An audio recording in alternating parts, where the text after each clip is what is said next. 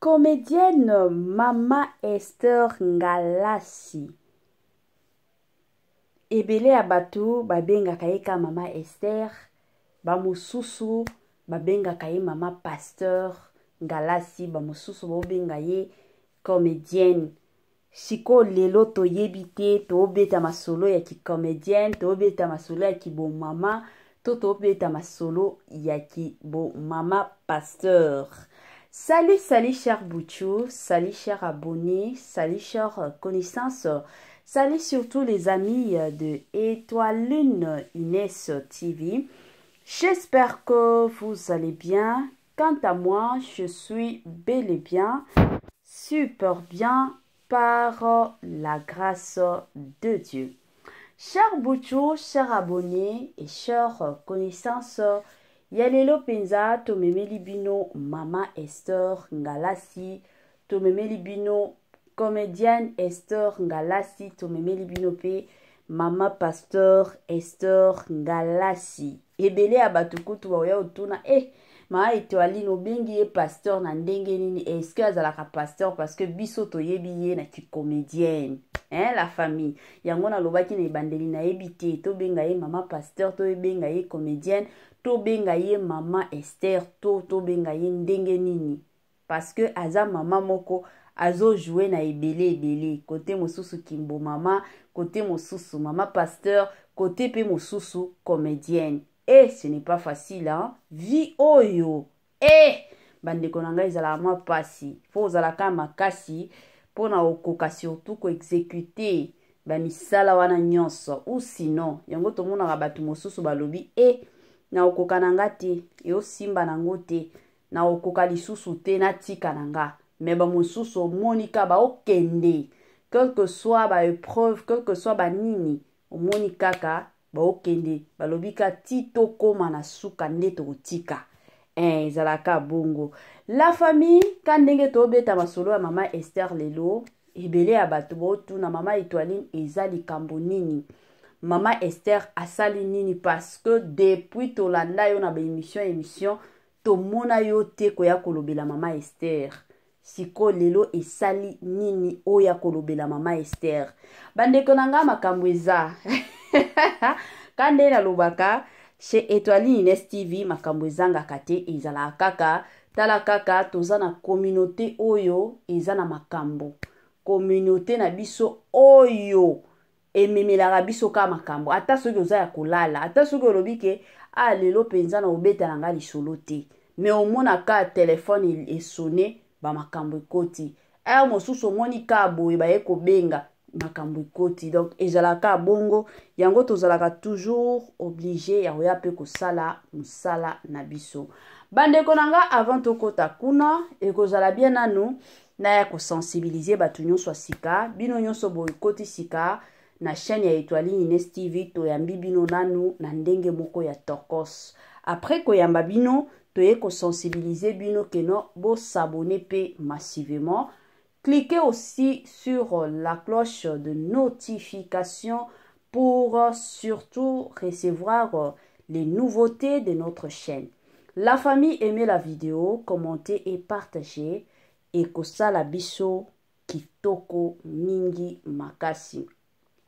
Bandeko nanga kandenge tobeta na biso masolo, en tout cas ekozala bien, soki olandaka biso, tosenga na biso no bozwa bakiti na bino bovanda. Tango bovanda, botiaka mwa mai na bino pembeni, mwa jus na bino pembeni, mwa sucre na bino pembeni.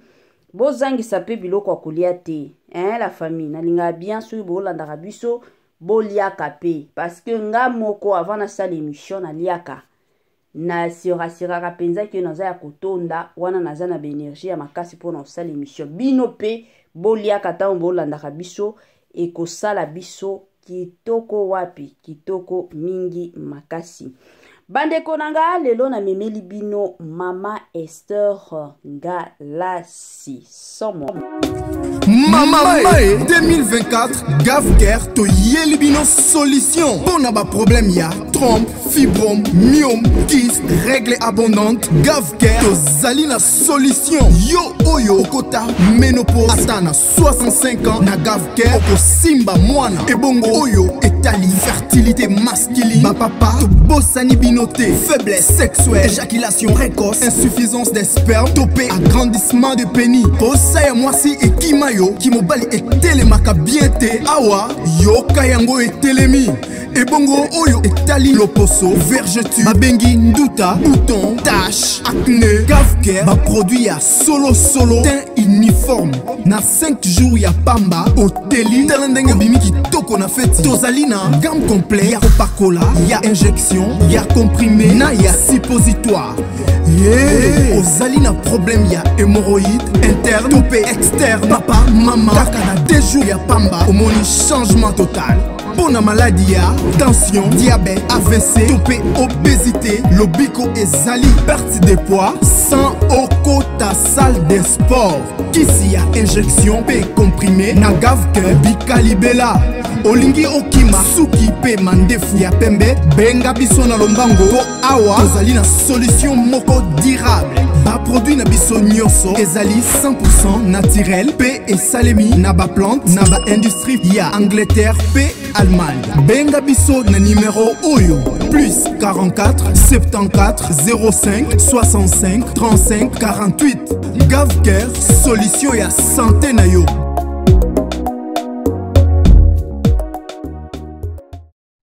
Kitoko na lobiko bandeko nanga eza nango chez Gavker.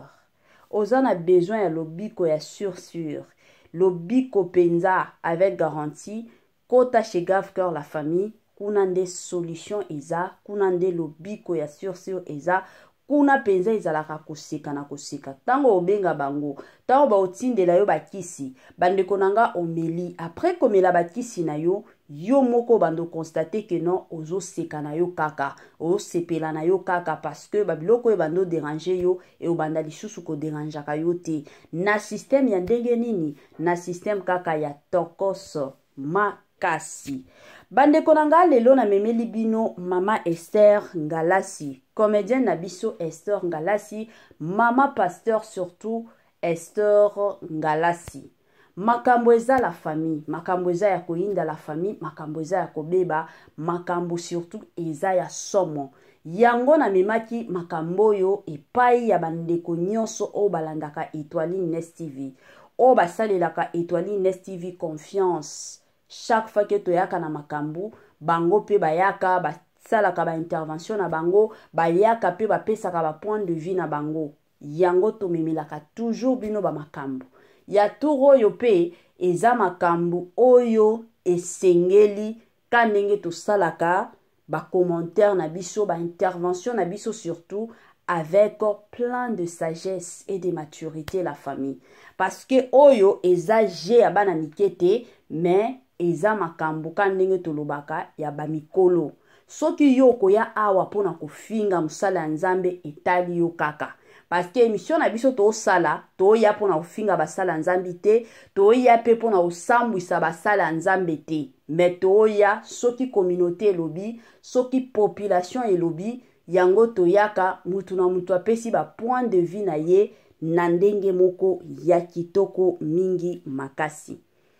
Ebele ya batu bandeko nanga bolanda biso toyebi te boyebi mama Esther Ngalasi na nzela ya kikomédienne a salelaka bino ba filme akotaka ba rôle ajouaka na ye ba rôle mais na ndenge o tobetela masolo lelo tobeta masolo ya kikomédienne te mais tobeta bandeko nanga masolo ya kibo pasteur o aza nango yango masolo toye kobeta lelo. S'il vous plaît ba commentaire na bino ezala ya malamu to boyi mafinga aza musala ya nzambe bolinga te toyebi te esika nini bakutana na nzambe toyebi te alliance o ya sala na nzambe na ye ngana boyi nanga bokota ba makambo moko boye ke non parce que te na boyi nanga basala nzambe basakanaka na bango te. Voilà. Makambo tobetela masolo kama solo makambo surtout ya kibo pasteur ya mama Esther Ngalasi. Ebele ya batu baye kotuna mama Étoile Nest TV to mona ba vidéo ya mama Esther ao prier komona ba vidéo mosusu azui Bible na ye wana azo prier to mona ba exhortation na ye o yazo sala sur TikTok, tout le monde na ba Facebook, tout le monde partout. Batu mosusu bakomi kotuna. Est-ce que moi si pe aza autorisé ya kozalaka pe maman azala pasteur, pas que maman pasteur, parce que maman pasteur to monaka mobali nde aza pasteur, to komi ko benga pe maman pasteur parce que aza moi si ya pasteur. Mais na monde ya lelo oyo to komi ko mona ba maman mosusu pe ba ke kotanga école ya kibo pasteur bango pe ba komi ba pasteur. Neti na ka ya maman Esther Ngalasi aza ne pasteur. Aza te que moi c'est pasteur te mais aza pasteur. Yango batu baye kotuna est-ce que moi si pe aza autorisé ya kozala pasteur? Hein bande konanga. Je suis sûre et certaine que to sala ki émission du genre ya olobela sur ba maman pasteur batu na batu bayaki na ba intervention na bango hein mais to zongeli encore du sousou. Et puis deuxième question, batu baye kotuna biso. Biso toza ba intermédiaire la famille. Soki batu baye na mituna na bango nazalaka nanga mesure te ya koya ko répondre makambo nyonso tu. Eza makambo susu pe elekela anga nazalanga na réponse te. Alors yango ba makambo wana ba question wana nazalaka toujours obligé ya koya ko tiango to ko exposer yango sur les réseaux sociaux pour que biso nyonso to traiter yango na ndenge moko ya bien. Batu baye kotunanga pourquoi maman na biso Esther Ngalasi na vie réelle to na vie normale azalaka pasteur, mais pourquoi na barole na ye nyonso ajuaka ezalaka ta na rôle moko te oyo elakisaka kibo pasteur na ye. Bapesi exemple neti ya pasteur de la foi ye na ba film na ye nyonso ezalaka toujours aza pasteur aza musala ya Nzambe wana deja epesaka identité na ye. Bapesi exemple mosusu ya tonton turbo ya famille Libota balobi yepe na vie réelle azalaka évangéliste na ba film to na ba rôle nyonso ajuaka azalaka évangéliste. Ezala epa ya Belvi Kandila patrona ezala ta na ba chaîne mosusu ba rôle nyonso oya akotaka ba rôle ki kota te même ba rôle na nyonso ezalaka basé surtout sur l'évangélisation. Mais pourquoi Maman Esther na tour na ye to na ngambo na ye asalaka bongo te neti baninga? Bandeko nanga wana nde mituna mibale o batu ba otuna la famille batu batuni Étoile Nest TV azalaki na ba réponse ya kopesa te. Ngana lobaka toujours soki au moins 5 personnes baye kotuna nga mituna. En tout cas déjà partir à 5 na monaka déjà batu bakomi ebele et pesa kanga makasi ya oya kosala émission nazalaka bongo. Mais soki ezaka mutu moko musu na koki ko répondre mutu wana ki peut-être mais soki na moni 5 personnes déjà bakomi kotuna Étoile Nest TV en tout cas yango esalaka keno na kende na sala émission to partager na bandeko na biso mosusu to partager ensemble to yeba ndenge nini tokoki kosala makambo oyo. Donc ezalaka bongo la famille tant to sala analyse to pesa ba point de vue na biso bino ba point de vue na bino bo sala ngo na ba commentaire s'il vous plaît ba commentaire bo komi kaka tango koma wana yeba ke tango koya kofinga Étoile Nest TV te mais kofinga nde musala Nzambe. Mama Esther Ngalasi aza pasteur aza musala Nzambe. Donc yo moko kaka soki koya kofinga musala Nzambe emitali yo moko kaka tango to sala ba commentaire to sala ngo na ndenge ya bien ezana batu ebele bakotaka ezana batu mosusu mosusu ba ko commenter te mais ba otanga ba commentaire ba yoka parce que ezana bablo mosusu batu mosusu ba yebaka na bango te. Mais tango yo koya kosala commentaire na yo mutu mosusu pe azwi mwa mayele et pas ya Nzambe peut-être quand ndenge ezalaka osovi mwa brebi osoveye na ndenge moko ya bien. Mais soki koya kofinga awa wana omona ata babebe spirituel ndenge tobengaka bango atali kabo alobi na makambo ya nzambe kutu na tiki me epai ya nzambe yo mutu okosumuka. Donc ezalaka bongo. Ba point de vue na bino na ba commentaire yanga na koloba. Yanga na koloba numéro nanga yango wana affiché. Bokoki toutefois ko benga soki omoni ke non peut-être ko partager eza ebele nde tomona ka ba mama mosusu omona mama Étoiline tellement kokoma eza ebele nalingaki vraiment na partager na yo omona pe abengi to partager to atindelinga ba message to partager ensemble netika ezalaka bana nzambe jour mosusu na bémission mosusu pe tokoki koya to lancer pe message wana na ndenge moko ya kitoko mingi maka. Mama Mae 2024 Gavker to Yelibino solution. Pour n'a pas problème ya trompe, fibrome, myome, kyste, règles abondantes. Gavker to Zalina solution. Yo oyo kota ménopause atana 65 ans na Gavker oko simba mwana. Ebongo oyo etali fertilité masculine. Ma papa to bossani binoté, faiblesse sexuelle, éjaculation précoce, insuffisance des spermes, topé agrandissement de pénis. Bossa ya mwasi et kimayo kimobali etelemaka bien te awa yoka yango etelemi ebongo oyo etali loposo vergeture babengi nduta bouton tache acné Gavker ba produit ya solo teint uniforme na 5 jours ya pamba oteli talendenge bimi kitoko na feti tozali na gamme complet ya kopakola ya injection ya comprimé na ya suppositoire. Ozali na problème ya hémorroïde interne topé externe papa mama kaka na 2 jours ya pamba omoni changement total.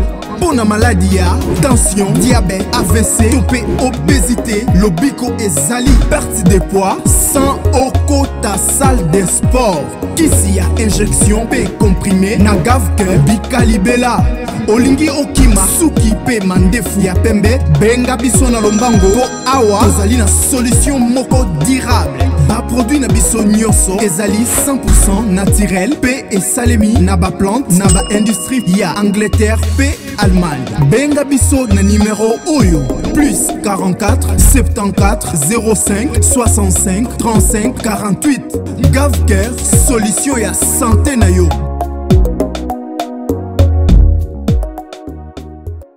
Bandeko nanga avant na kota na point de vue nanga ekozala bien nanu na ya ko pesa ba matondo to ba remerciement na sponsor na biso numéro 1 sponsor na biso officiel sponsor na biso oya tikaka Étoiline STV sponsor na biso ya tongo na ko pesa ba merci na kombo surtout ya Yemoko Jésus-Christ de Nazareth.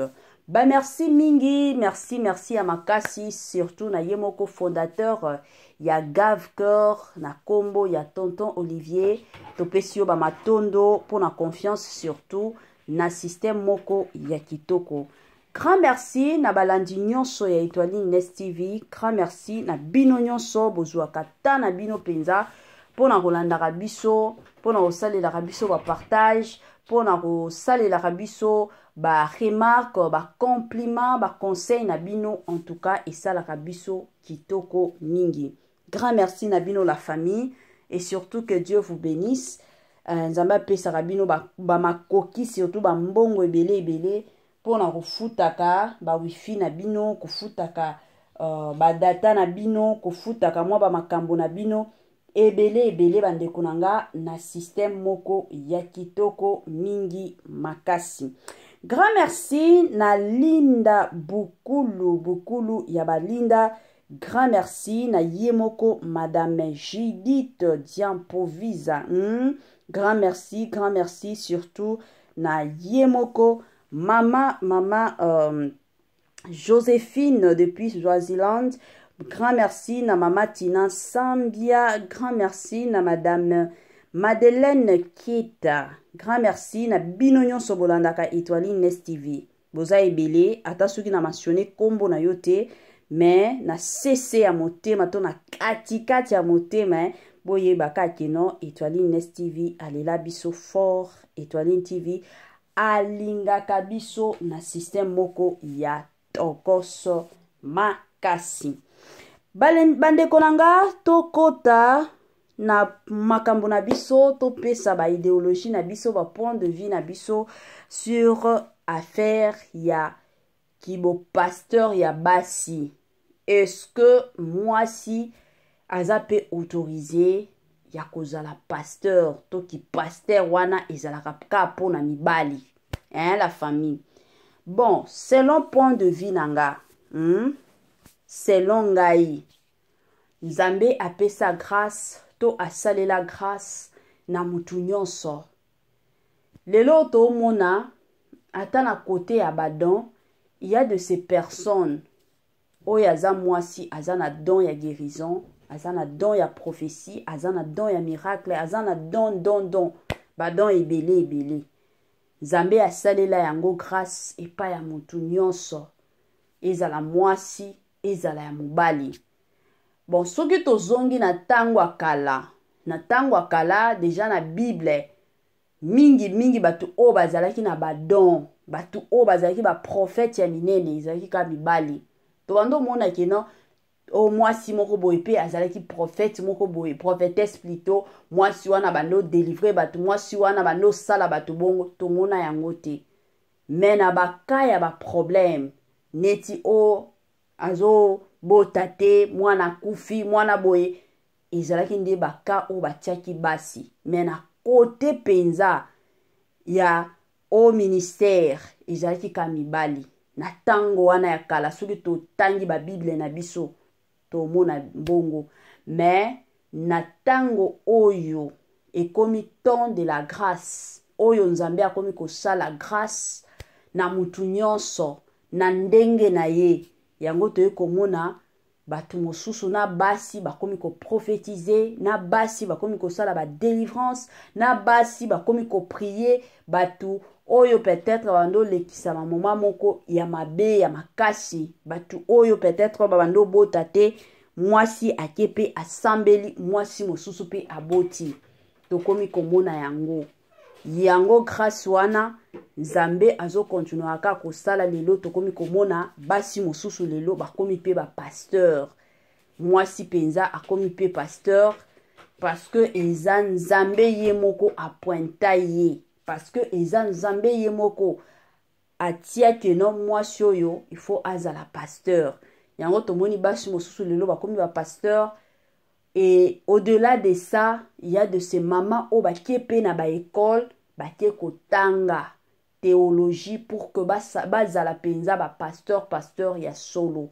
Donc na côté nanga selon ngai, selon point de vue nanga, na génération ya lelo, comme toza na temps de la grâce, oui c'est tout à fait normal, moi si pe azala pasteur.